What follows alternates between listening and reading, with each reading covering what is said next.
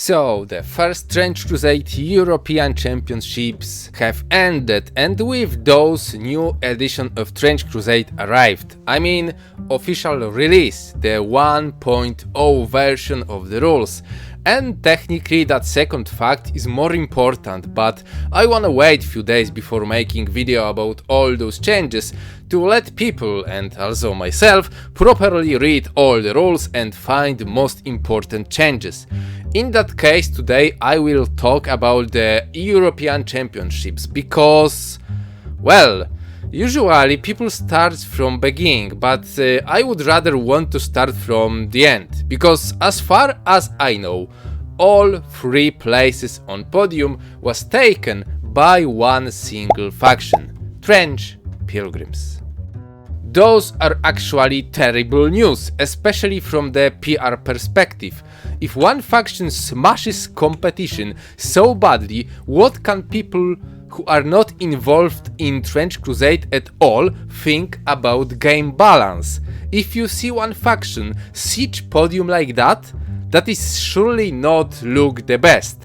Because that is impossible to get such result for underrated faction in any game, even in rather friendly competition, and that one was called as European Championships. So even if we all know that TC community is not tryharding that much in general, that is still some kind of level expected, I suppose. So what happened on that tournament really? Why the results look like that, even though other tournaments was not complaining that much about Trench Pilgrims abuse? Well, I'm not that sure, to be honest. Thing is that we did not get any proper information about the whole event. I expected a bit more for championships.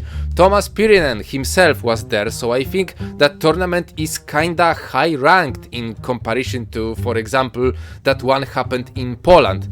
Video about this is in the up right corner right now. There is a page with all participants and overall results, but well, there is not even all rosters for all players. First 2 places has no rosters pinned at all, and we cannot even check how they were playing. Best roster we are able to check is the 3rd place, and 4th and 5th as well. 6th is not available again, and there is similar story with 11th and 12th, etc. But that does not matter that much. What is important, we cannot check the winners. Why? I don't know.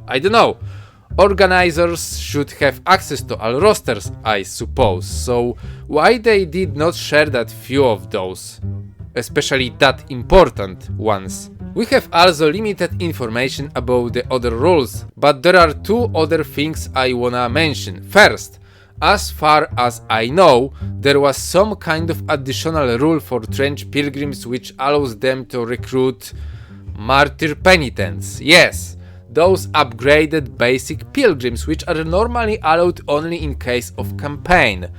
I mean, they upgrade from fallen pilgrims, so they are not just a normal unit to purchase. You have to achieve something to get those. But like I said, as far as I know, so I'm not that sure about it. They were available for this tournament, or maybe not? I don't know. Those are just rumors I heard. Generally speaking, that is not the best idea, simply because that Martyr Penitents are not meant to be played in one of battles. Thing is that in the 3rd place list, only one winning list we have access to, there is no Martyr Penitents at all. So was those really allowed, or those are just rumors? Again, I do not know. Another thing, that tables has a lot of terrain on top of it, which actually buffs all melee focused armies, like Trench Pilgrims. I have no that much of inside info about the tables, just deducted that from pictures I saw, so that is not the knowledge on what we can really rely on. But yeah, I think that also might cause such results. Okay, with all that facts mentioned, let's just hop and check army lists. First, Trench Pilgrims, which took 3rd place, and there is absolutely no surprise there. I mean, maybe a little. War Prophet has no range weapon, just armor, pills, anti-tank hammer and molotovs. But is it really a surprise? For a long time I was saying that grenades are technically better than any group of range weapons, so yeah. Is that really a surprise? Anyway, there is similar story for Communicant, but in that case that is kinda obvious build. Castigator has armor, puntgun and halberd, so he is rather range focused, and also build rather typical. Now there is one shrine and naked prisoner. Again, must have for any pilgrim list. One nun with armor, which is a bit surprising, and 2 basic pilgrims, one with flamer and one with shotgun. There are also 2 mercenaries, observer and anti-tank hunter. And what can I say? That is just basic pilgrim list, nothing fancy. Vanilla faction with all allied choices, and expect that there are only 3 additional models. Basic pilgrims and armored nun. Main issue is there is only 10 models overall, which is not that much. Especially we have 3 naked models, 2 more and we have to deal with morale. I would take armor from a nun and try to fit another one for sure. But well, that list, as we can see, worked very well. 3rd place is a massive win. Anyway, 4th place was taken by Black Grail, I mean by Dirge of course. Basic Grail is not played that often in Wargames, and it is not that easy to get that high in ladder on tournaments with them.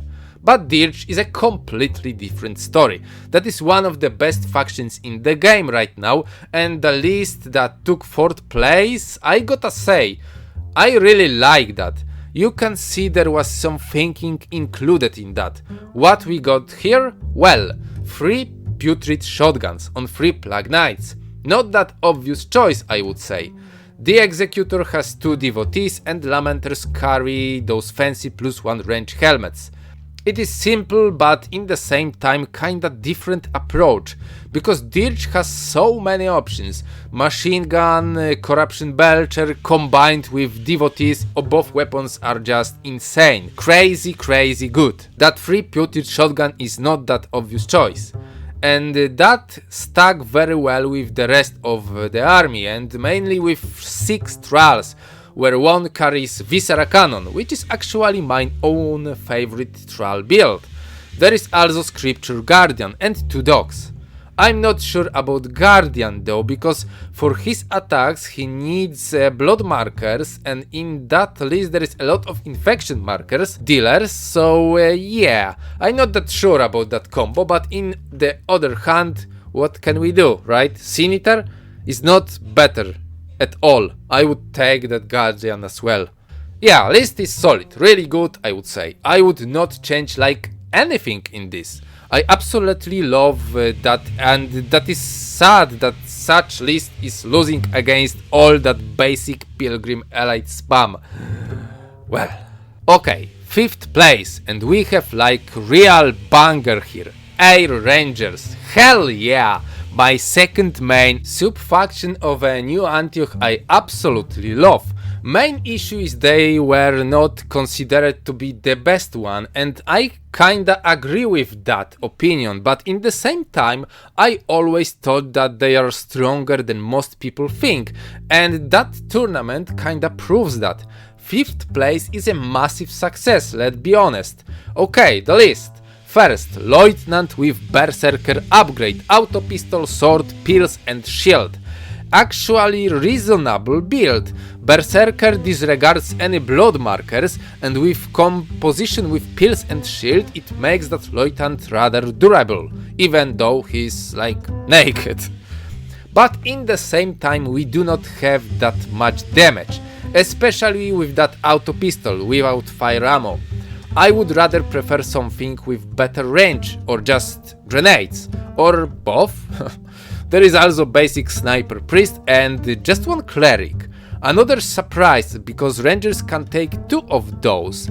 2 blessing marker factories with some additional cool abilities like healing or forcing enemy models down. So yeah, I would definitely try to take as much as possible of those. And another surprise, there is again an auto pistol. Yeah, weird, but in the same time I can really see there was some testing done and some thinking about that list, which I really love. What about troops? Mechanized heavy infantry with machine gun is not a standard, I would say. Combat engineer with satchel charges and SMG is quite the opposite. And now for yeomen. And when you fill those with flamers and shotguns, it's kinda standard. But when you take 2 with auto rifle and SMG, that really required some thinking first. Some testing, especially when you give auto rifle for a trooper and just an auto pistol for a lieutenant. And I really love that. I love to see some clever, not that obvious ideas to work. So, what can I tell you as a summary? First, I tried to contact organizer to get that missing army list, but at that moment I did not get any answer. But in the same time I got somehow one of the lists because the player dropped it somewhere.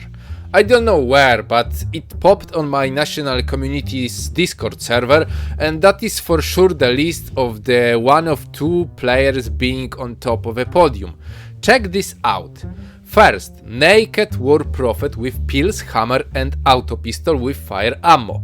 Weapons, kinda standard, but he has no armor is surprising a lot.